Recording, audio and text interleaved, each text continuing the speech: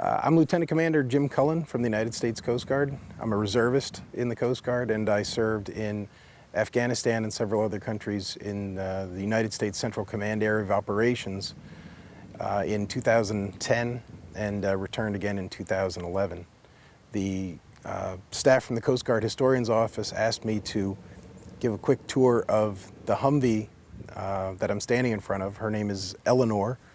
And this is a Coast Guard Humvee that just returned to the United States that was used by Coast Guard raid teams in Afghanistan, specifically at Bagram Airfield. This happened to be my vehicle when I was assigned to Afghanistan, and it was one that we fixed up a bit that had been given to us by the Army, and the one that we had initially, the front was pretty smashed up, and there were some other problems with the vehicle.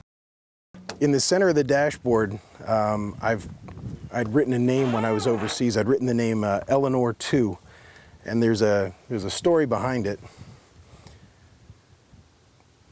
My father, in World War II, he drove an armored vehicle that was called a half-track, and every vehicle in his company were all named with a large letter E and then a dash and then a vehicle number. And since they all started with E, they all gave nicknames to their vehicles that had to start with an E, so it might be 8-Ball or Easy Rider. And in the case of his vehicle, it was named Eleanor.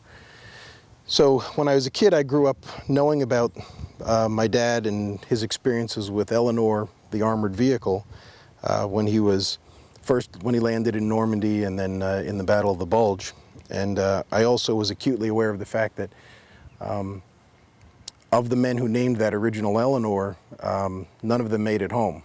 He came on board after the vehicle had already been put in service, but none of the men who had been part of the original team survived the war. They'd all been killed in action.